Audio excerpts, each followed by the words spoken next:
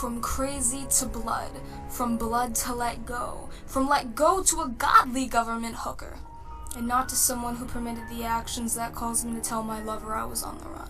That's right, my Poppy, the Poppy, Senor Lyons hadn't the slightest of clue where I went when I decided to cut my wings loose and jump. Try and cover his fear and anguish by consoling in all of you that I was on vacation, which to keep in mind is a complete poor choice of words, lovely, as that's not what my intentions were at all. Think about it.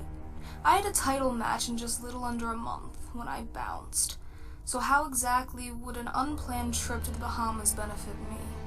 Well, I doubt any of you actually sat down and thought too long and hard about that one. Because any reason you get to dislike Lyons or I anymore, you'll jump on like a ride at some kind of sick teacup attraction at the closest amusement park. Well, actually, while we're on that topic of tea, let's spill, shall we?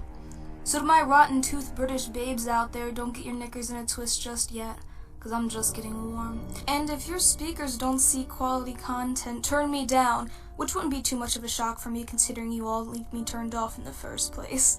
So where have I been? Well, let's not get too ahead of ourselves just yet.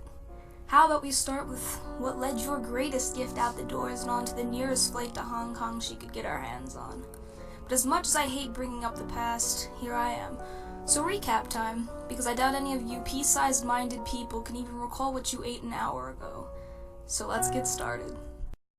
A girl named Zoe had daddy issues, which happened to lead to a family dispute against two sisters, Nicole Hale, now Sanchez Zoe, then Zombie had bad blood, literally, when Hale, the older sister, pinned an undefeated and undead Zoe in a grueling elimination chamber where neither prevailed as a victor. But Hale claimed a hefty $500,000 bounty that was on Zoe's lumpy head. Long promo after long promo later, which proved to all viewers around the globe that women can talk too. I know, shocking. Woo, feminism. That's what makes me say I'm really not a feminist, I'm an individualist. Oh, I never thought of it that way. They had a main event quality match with the stipulation being 3 stages of steel. It was kind of a big deal, where Tone didn't like Zoe back then either. He was kind of a jerk. Still is. Anyways, Zoe was a winner. Woo! Soon, Zoe, after losing her title, was fired. Causes disclosed. Just kidding, she had a loud mouth that got her into trouble. Apparently her fingers were just as dangerous. That sounded wrong. 6 long months later, Zoe was back in town, but with a vengeance to be the best again, I guess? Yeah, that sounds good. On her first night back, she ran through 7 other women to take back her title. Impressive, I know, right? Then a month later, she dropped her title to a dream match opponent, She-Hulk, Jada. While fired, a puppy dog-eyed and love-struck boy named Crazy J got involved with Zoe. This lasted until the title drop, where Zoe, not feeling like her old self anymore, decided to answer a call to a man who claimed to have the key formula to success. Yeah, sure, okay. Causing Mr. J to have a disliking towards Mr. Cowardly Lyons, because, well, Mr. Steal Your Girl. Jay chased Lyons for months until he finally redeemed himself. Oh, wait. Well, at least he's crazy again, I think. Not important, but this formula led to Zoe main eventing WrestleCade 6 with 3 other women. After eliminating 2 out of her 3 foes, Zoe, or Bloody Mary, long story, fell victim to Jada once again. Feeling unjust, Zoe's sexy man of management, who was full owner, now 50% with Tone Dwight, thought it was fair to grant Zoe a one-on-one bout with Jada, the shorter and harder Terminator. But while waiting for this match to conclude on a live COH, Daniel Lyons took a chair to Jada in the middle of a match. Oh, spoiler alert, Zoe did not agree with this, which we'll hear more about later. You're welcome. And they were finally to settle this in India, when Zoe mysteriously dropped off the face of the planet. Oh, yeah.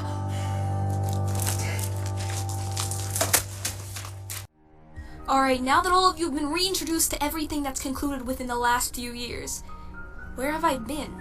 I'm sure Lyons would love to know that. And you know what? I guess I own that explanation. And as little as I want to admit it to myself, I guess I owe all of you the same. I left. I picked up and I left. I left because I'm selfish.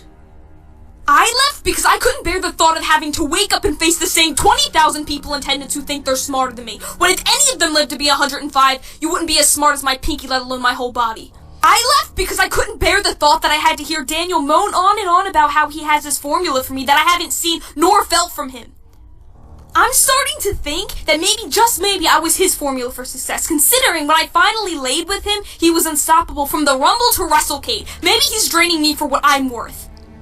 I left because I couldn't bear the thought of being compared to Jada anymore. She should be getting compared to me, but instead you all look deeper and deeper into blindfolds that society puts right in front of your faces, and it disgusts me. Every single one of you, susceptible to little pops or little effort that comes across as hard work inside your dull minds. And the only reason that is because you're so used to being fed garbage through your eyes, through your ears, and you just swallow it whole thinking that's what you want. Because everybody else is saying that's what you want. But is it really what you want? Ask yourself that. Then when you realize you know the difference between mediocrity and greatness, you'll keep crawling back to me because you won't feel it as good as I made you feel it. All of you, every single one of you. If you were really honest with what you liked and who you actually liked, you'd be viewed as a jerk or an opinionated bigot.